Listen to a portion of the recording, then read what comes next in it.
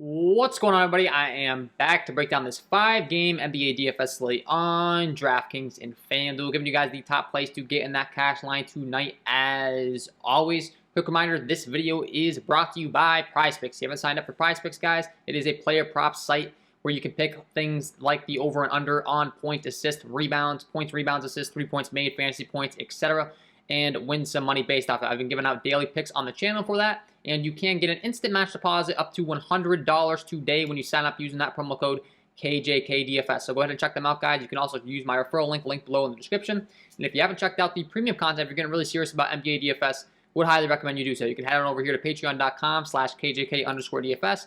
I have an NBA package for DraftKings and FanDuel, a PrizePicks package, and a combo package where you can get DraftKings, FanDuel, and PrizePicks. So check that out, guys. And without further ado, don't forget to stay tuned to the end of the video for my lock of the night, fan favorite segment on the channel, the guy that would be locking into my lineups on both DraftKings and FanDuel. And if you enjoy this content, hit that like button, subscribe to the channel, hit the notification bell so you don't miss any future content that I upload. Let's talk about it, guys. First game on the slate, we got Miami taking on Charlotte as far as a total in this game. This game comes in with a 226 over-under. It's a 3.5-point spread in favor of the Miami Heat. So a big pace-up spot for the Miami Heat taking on the Charlotte Hornets squad. And for that reason, definitely going to have a lot of interest in targeting some Miami key players. So who are those players? That's going to be Jimmy Butler at 9.5, Bam Adebayo at 8.9, and Kyle Lowry down here at a 7K price tag. Those three guys I'm really wanting to be getting some exposure to. I will be saying that Kyle Lowry is a little bit negatively correlated with those other guys. So ideally, if you're not playing Jimmy Butler, you probably pivot to a Kyle Lowry. If you're playing Jimmy Butler, Bam Adebayo, probably don't get too much exposure to Kyle Lowry. That would be my approach in this one.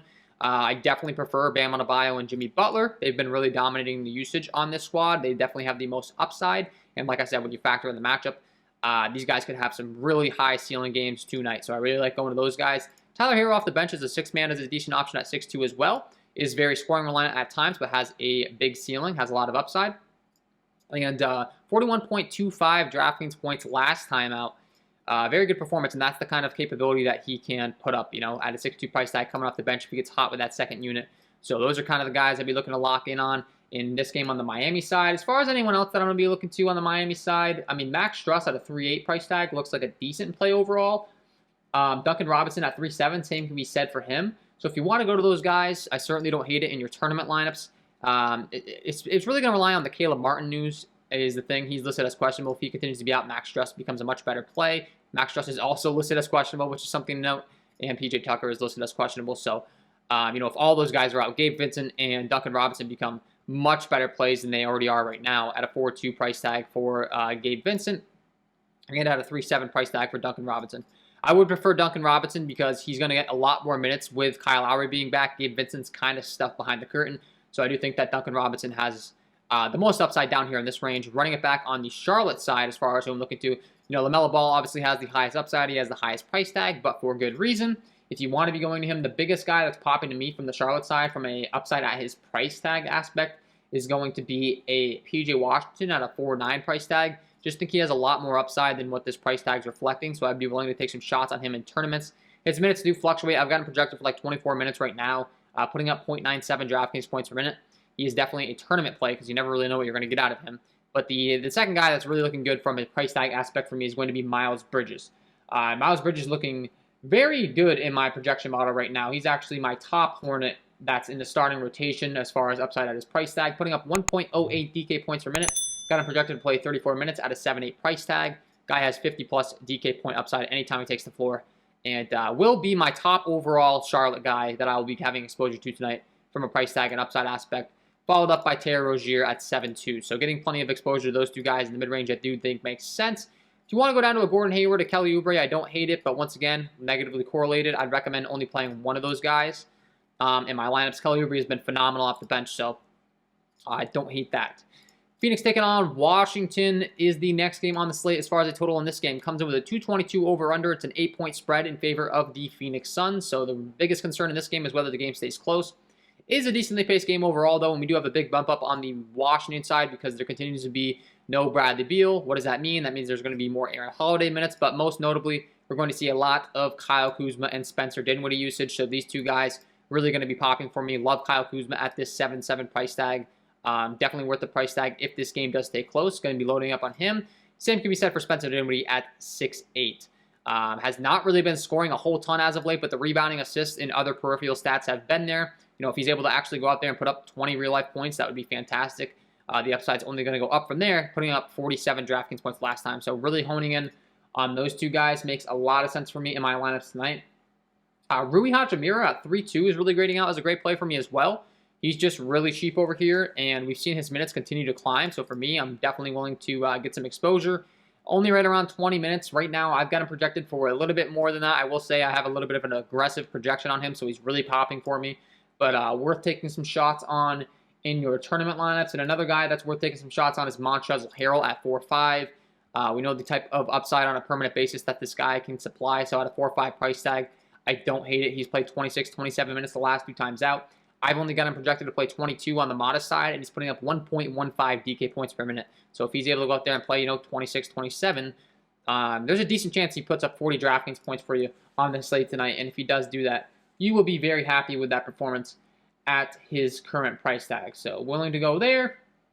As far as anyone else, not too intrigued. There's a bunch of guys. I mean, Thomas Bryant at only a 3-3 price tag. Looks like a decent play for me, but once again, like 15 minutes. So there's a bunch of guys that look like pretty decent value plays on the Washington side just because they're all blending through their minutes, but it's a little bit dicey to be going there overall. Running it back on the Phoenix side, they continue to be without Campaign. That's really helped the upside of Chris Paul. They've been running him a lot more with the second unit. He's been having a ton of assist upside. He's put up 64, 63, 51, and 49 DraftKings points.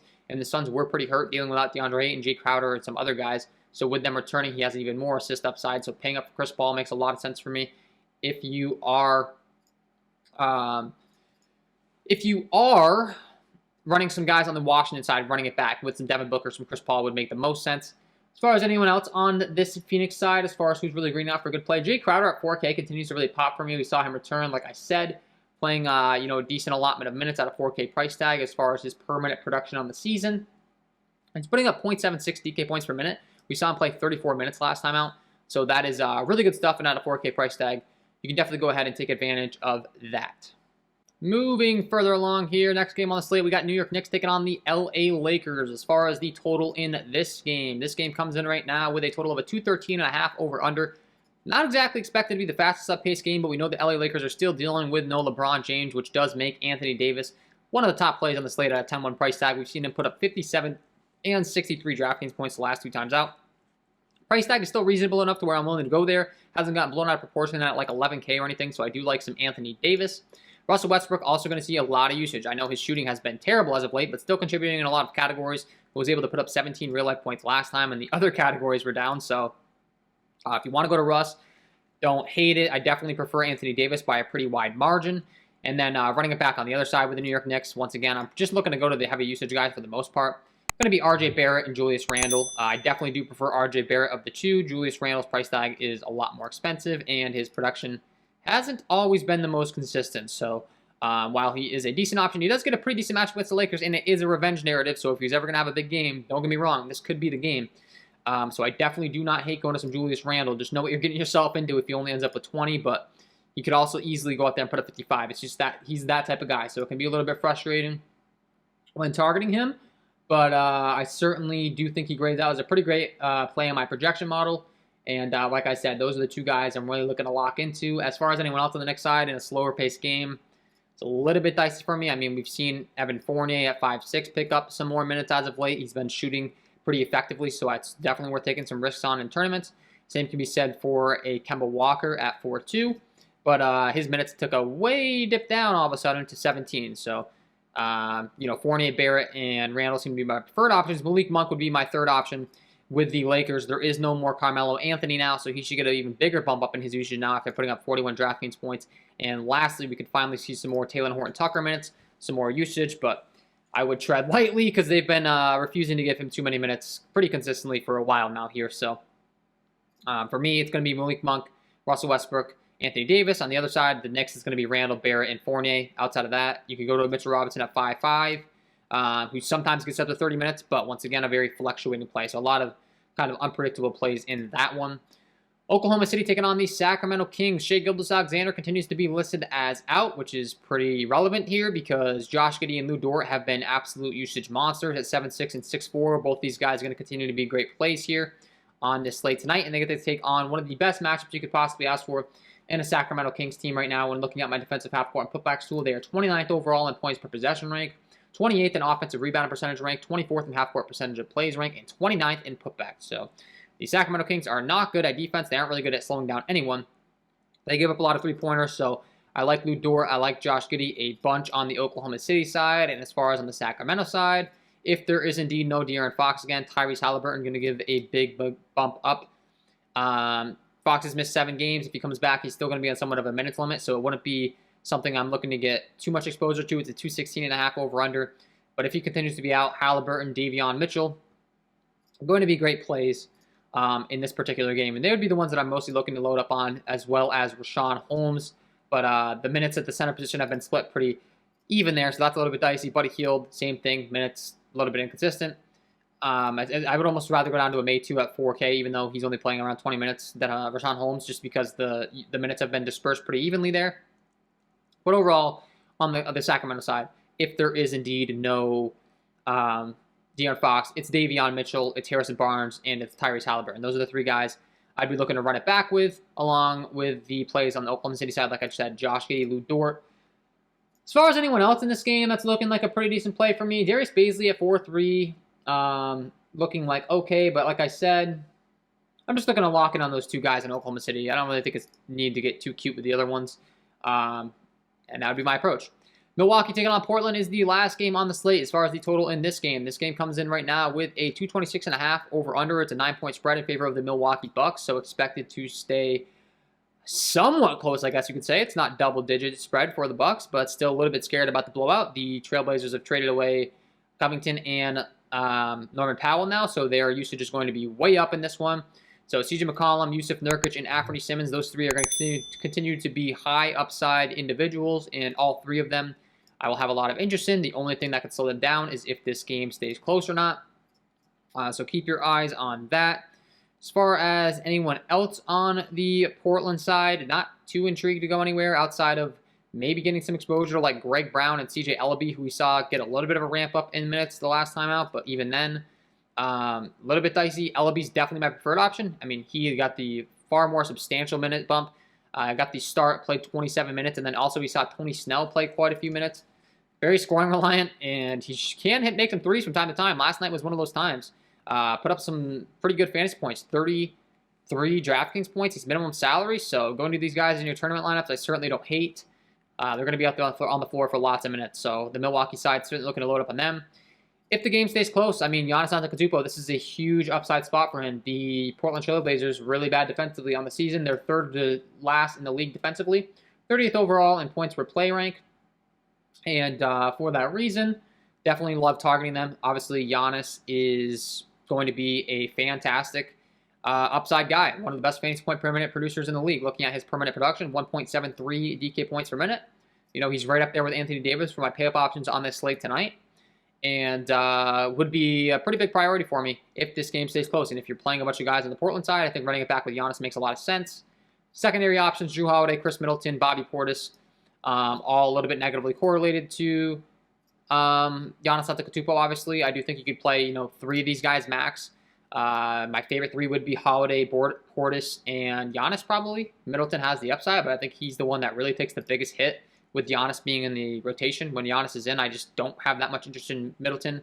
A good low-owned tournament play, but not someone I would be wanting to load a bunch on and have a ton of confidence in. So that would be my approach in this one. So that's my breakdown on DraftKings. Quick little review over here on FanDuel. I know we talked about the slate overall, so for the most part, it's going to be kind of the same ordeal, but there always is some pricing discrepancy, so that's why I head on over to FanDuel. I'm going to help you guys out. Yusuf Nurkic, we talked about him at 7-7, looking like a really great play at the center position here with all these guys being out in Portland now. His upside on a daily basis is going to be very high, so I love loading up on some Yusuf Nurkic tonight in that Milwaukee game. Bam Adebayo against a weak Charlotte front court. I talked about that earlier, but definitely a phenomenal spot for him. Would love him. He has power forward eligibility as well. Same can be said for Anthony Davis with that power forward eligibility. So being able to get multiple centers in your lineups on FanDuel, three centers is pretty easy to do. might be a smart thing to be doing on this slate tonight because some of these pay options are really good spots. We talked about Bobby Portis at 6K. He looks like a great play. Mitchell Robinson, we talked about him. He's always a fluctuating play, but he does get a lot of blocks and steals. And on a site like FanDuel, that's fantastic. Last time out, he had 8 blocks. I didn't even know that before I started saying that, but I know he gets a lot of blocks and steals. And 49 FanDuel points after only putting up 14 points and 11 rebounds. So that'll do it for you. So I do like Mitchell Robinson a lot on FanDuel. Small forward position, Kyle Kuzma, we talked about like him. Jimmy Butler against the Charlotte team, a really good spot. Giannis Antetokounmpo, really good spot at 11.4. Paying up for him makes a lot of sense. Miles Bridges, once again, a really cheap price tag at 7.3 on both websites. He's someone I'd be willing to load up on. Lou Dort, we talked about being a great play now with there being no Shai Gilgeous-Alexander on that side. RJ Barrett, really cheap over here on FanDuel, only 6.2, so would definitely be willing to play quite a bit of RJ Barrett on a site like FanDuel. Jay Crowder at 4.8, we talked about him, so he's going to be a pretty good play. CJ Ellaby at 3.8. At the small forward position, shooting guard, Jimmy Butler, Devin Booker against that Washington squad. We talked about him. CJ McCollum at 7.8, big usage bump with those guys being traded away. There's still no Dame Lillard. Tyrese Halliburton at 7.6 becomes a much better play if there's no Fox, but still a really good play that's going to play a ton of minutes. He plays borderline 40 minutes every game. Oklahoma City is not good defensively. Sacramento is not good defensively. That game should be good for a fantasy point environment. Josh Giddey and Anthony Simmons are way too cheap over here on FanDuel at 6.5 apiece. Both those guys smash plays, so would like go in there. The point guard position. Chris Paul is a pip option. LaMelo Ball is a pip option. Russell Westbrook, Tyrese Halliburton, Jrue Holiday, Terry Rozier, Josh Giddey, Anthony Simmons, Spencer Dinwiddie, Davion Mitchell if there's no De'Aaron Fox. Tons of options at the point guard position, honestly. That might be the most flexible position for you to be able to pay down for to maybe get up to some of those other top studs that we talked about at the power forward and center position. So that is my overall breakdown here, guys. Before I let you guys go, got to give you my lock of the night, of course, as always. Quick reminder, sign up for PrizePicks. Use that promo code KJK DFS. Sponsor the program. Really do appreciate them sponsoring this channel. And lastly, check out the Patreon package, guys. If you're getting serious about NBA DFS, would highly recommend you hop onto either one of these packages. If you're more of a PrizePicks guy, check that out. If you're more of a DraftKings and FanDuel guy, check that out. If you do all the above, get the combo package. You're going to get it at a discount. Would highly encourage you to check that out today. Link below in the description. And without further ado, guys, got to give you my lock of the night.